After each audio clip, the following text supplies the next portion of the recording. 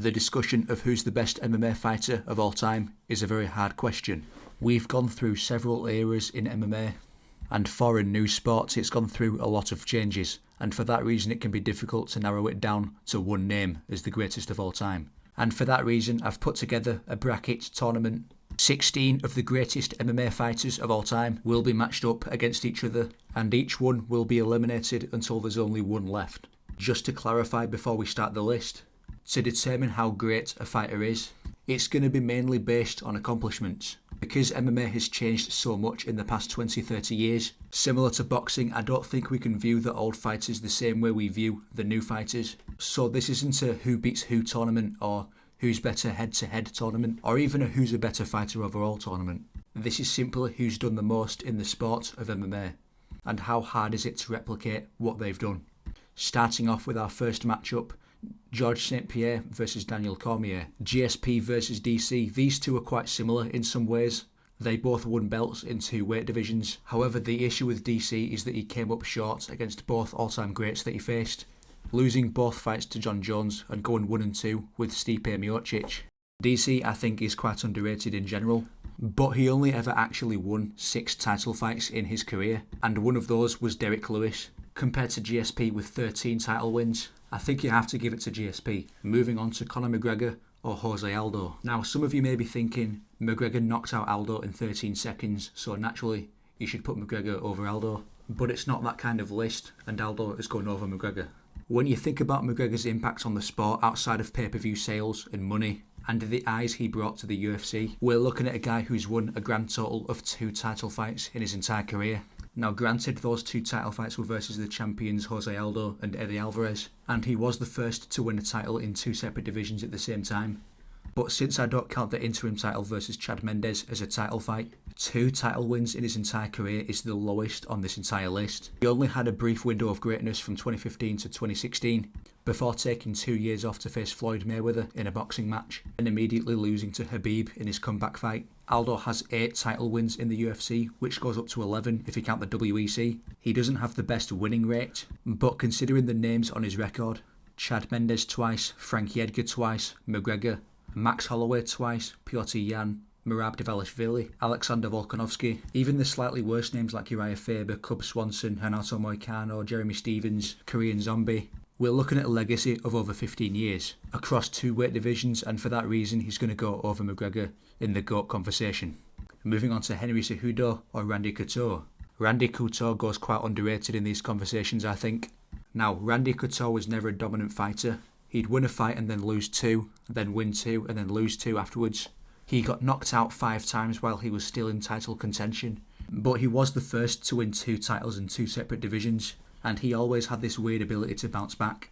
He got knocked out 2 title fights in a row versus Rico Rodriguez and Josh Barnett, then immediately moved down to light heavyweight to fight Chuck Liddell, the champion, who he knocked out in 3 rounds. Then soon after getting knocked out by Vitor Belfort inside a minute, and then coming back to beat him in a rematch. Then getting knocked out twice in a row by Chuck Liddell, just to move back to heavyweight and win the world title again versus Tim Sylvia. He's had a crazy career in hindsight. Then looking at Henry Cejudo, who's also had 2 titles. Cejudo does have the better winning rates compared to Couture. However, I do think out of all the 2 division champions, Cejudo had the easiest path towards it. Arguably should have lost to Demetrious Johnson, then fights a severely weight-drained TJ Dillashaw, who was the bantamweight champion at the time. Dillashaw then loses his bantamweight title after testing positive for PEDs, so Cejudo faces Marlon Moraes for the vacant title, wins the fight and becomes a double champ, then defends his title once versus Dominic Cruz for some reason, even though Cruz hadn't fought for 3 years. Overall, I think the mentality and longevity of Randy Couture puts him over Cejudo in this case. Cejudo definitely could have been higher in GOAT conversations if he never retired for 3 years after the Cruz fight, if he ended up defending his title versus Aljamain Sterling or Piotr Jan. But there is a massive hole in Cejudo's career, and that's why Couture's going over him. Moving on to Demetrious Johnson or Stipe Miocic. Now, Stipe does have some very, very good wins on his record. 2 wins over Daniel Cormier, a win over Francis Ngannou. He is the best heavyweight of all time in the UFC. Demetrious Johnson is also by far the best flyweight of all time. But there is a big difference in how achievable their respective careers are. Stipe won 4 title fights in a row, then lost to Daniel Cormier, and proceeded to beat Cormier twice in the rematches, before losing again to Ngannou, making it 6 title wins. Demetrious Johnson, on the other hand, doubles that with 12 title wins in a row, only losing after 6 years of defences by razor-close decision versus Henry Cejudo. Then Johnson proceeds to win a title in a separate promotion after leaving the UFC. I think DJ has the better legacy, and for that reason, he's going over Stipe. Moving on to Fedor Emilianenko or BJ Penn. Now, Fedor is the only fighter on this list to never fight in the UFC. He spent his best years in Pride FC, and he does have maybe the best win streak in MMA history. He took an early loss as a result of a cut that opened up on his face very early into one of his first few fights, but then went on to win 26 fights in a row over the course of 8 years. Keeping in mind that Pride FC arguably had better heavyweight competition at that point. BJ Penn, on the other hand, is also underrated in these conversations. BJ Penn is another fighter who won titles in 2 divisions. He's quite similar to Randy Couture in the way that he didn't have a really good winning record, but he kept jumping up and down weight classes and winning titles. But the thing with BJ Penn is that besides his first win over Matt Hughes, we're looking at a resume that consists of names like Matt Serra, Kenny Florian, Diego Sanchez, Joe Stevenson, Sean Shirk, Jens Pulver.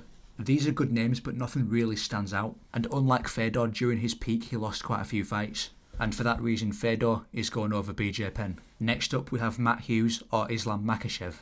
Now you can argue that Makhachev should not be on the list at all, because he's still an active champion, but even though he became champion in 2022, he's got a great legacy left behind that already puts him on this discussion. Charles Oliveira is a great title win to have, 2 wins over Alexander Volkanovski, Dustin Poirier, recently Renato Moicano. I think he's already got a better resume than Khabib does. Now Matt Hughes does have more title wins than Makhachev, with 9 title wins compared to Makhachev's 5. Do we value Matt Hughes' 2 wins over Carlos Newton over Makhachev's 2 wins over Volkanovski? I don't think we do. He does have wins over BJ Penn and GSP, but there is context. GSP was very young at that point. Hughes only beat BJ Penn once and lost twice. Compare that to Makhachev with consistent competition and also how one-sided the fights are. It is a close one as it stands now, because Islam still doesn't have the career that Matt Hughes has. I definitely think Makhachev will go on to surpass the likes of Matt Hughes, but what it really comes down to now is competition. Lightweight is arguably the best division in the sport. Even the short notice Renato Moicano win, I value that more than the likes of Frank Trigg and Gil Castillo. I am going to give the edge to Makhachev, but it is the closest matchup so far.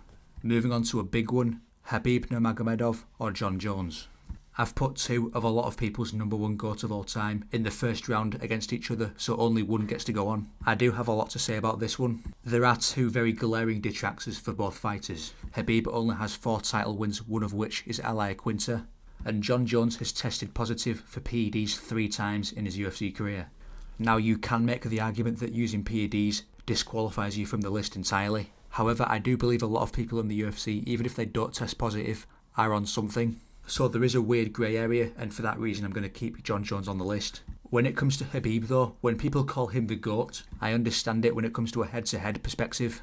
He is 29-0 and barely lost any rounds, but 4 title wins is very small compared to other fighters on this list. Makhachev has 5, Jon Jones himself has 16, which goes up to 17 if you count the DC rematch, which is the most in UFC history by far, not to mention champion in 2 weight divisions. Jon Jones has been dominating for 14 years. He's still a champion today, and with Khabib, his 4 title wins happen to be against strikers. We've seen plenty of fighters in the UFC on their way to the title look dominant and then get 3 title defences, which is the same as Khabib, and then lose afterwards. If Volkanovski retired after the Max Holloway trilogy, he'd have the same legacy as Khabib, unbeaten in the UFC and 4 title defences, which is one more than Khabib does. But Volkanovski continued to fight and then lost. So the conversation about Volkanovski changes. We can't say for sure that Khabib would not have lost after the Justin Gaethje fight, because we simply didn't see him fight on. We've seen Jon Jones fights in the UFC for about 16 years, and for that reason he's gone over Khabib. Moving on to our final matchup, Anderson Silva or Alexander Volkanovski.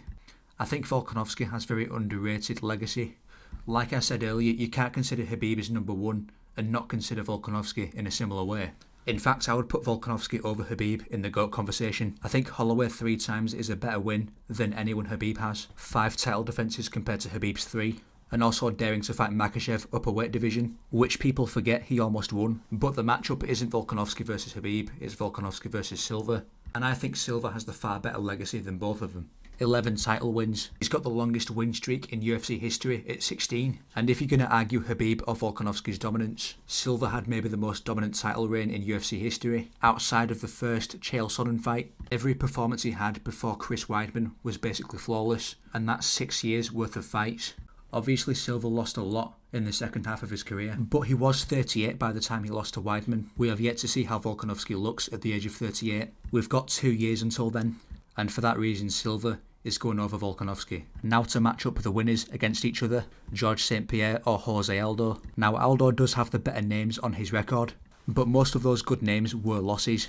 GSP avenged both losses in his career in dominant fashion as well, not to mention the 13 title fight wins and champion in 2 divisions. Even if you include the 3 WEC wins for Aldo, GSP still has 2 more title wins than he does. GSP's win rate is too good, and for that reason he's going over Aldo. Moving on to Randy Couture or Demetrious Johnson. Similar situation to Jose Aldo. It's consistent greatness versus someone who continued to win despite the age and continued to bounce back after losing. Couture fought in 14 title fights, but he lost 6 of them. All 6 happened to be losses by knockout, compared to DJ, who was also in 14 and only lost 2, one of which was a loss upper weight class by decision to Dominic Cruz, the other being a razor close split decision loss to Henry Cejudo. I think you have to give it to DJ in this situation. Moving on to Fedor or Islam Makhachev. Again, the issue with Islam here is that he hasn't fought enough. While I would say that Islam has better strength of competition, we're only talking about 5 fights in the space of 2.5 years for Islam in this situation. Whereas with Fedor, it's 26 fights over the course of 8 years, where he remained undefeated. And he wasn't fighting total schmucks either. His run consisted of 4 former UFC champions, Tim Sylvia, Andrei Arlovski, Mark Coleman, Kevin Randleman, as well as guys like Mirko Krokop, Mark Hunt, Antonio Nogueira. I don't think it's really a discussion at this point. So Fedor moves on. We move on to a tricky one, Jon Jones or Anderson Silva. Now, do we value Anderson Silva's 16 fight win streak, or do we value Jon Jones' 16 title fight wins? Obviously, in that case, I'd say Jon Jones is more impressive. Silva also suffered losses before the UFC. I'm not really going to count Silva's losses after Chris Weidman, simply because Jones is still younger than Silva was when he lost to Weidman.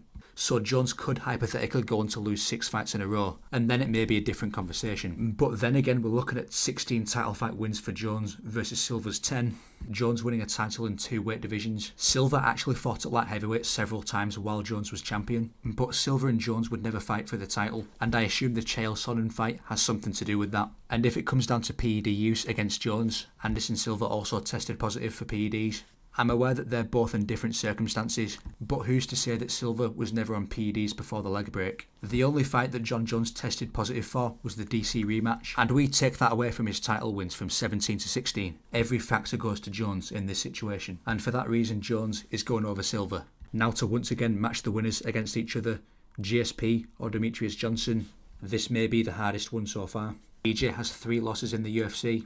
GSP has 2. DJ can get a pass for losing to Dominic Cruz because he was so undersized and it wasn't his weight division. You can say that GSP should have lost to Johnny Hendricks, but if we're going down that way, we can say that DJ should have lost to Ian McCall in their first fight. DJ has 12 title fight wins, GSP has 13. Whose opposition was better? GSP has Nick Diaz, Johnny Hendricks, Michael Bisping, BJ Penn and Matt Hughes twice, who were both on this list, as well as Jake Shields and Josh Koscheck and Carlos Condit. DJ has Joseph Benavidez twice, John Dodson twice. Miguel Torres is a very underrated win. Cejudo and Kyoji Horiguchi. I think GSP's resume edges it out. I do think DJ beating Adriano Moraes twice is better than GSP beating Bisping, but I think their overall resumes and GSP having one more title fight win edges it very slightly in favour of GSP, who is going to move on to the final matchup. Next up, Fedor Emelianenko or Jon Jones. I do think these two have the best win streaks in MMA history. Jon Jones' 16 title fight wins in a row across 2 weight divisions over the course of 13 years, or Fedor's 26 wins in a row over the course of 8 years. Fedor on paper has the more impressive run. He was much more active than Jones, compared to Jones, who routinely took years in between fights. I think at the end of it, it comes down to competition. I personally value Shogun, Rashad, Rampage, Gustafsson twice, Cormier. Even if you don't count the second fight, Cormier's on the record.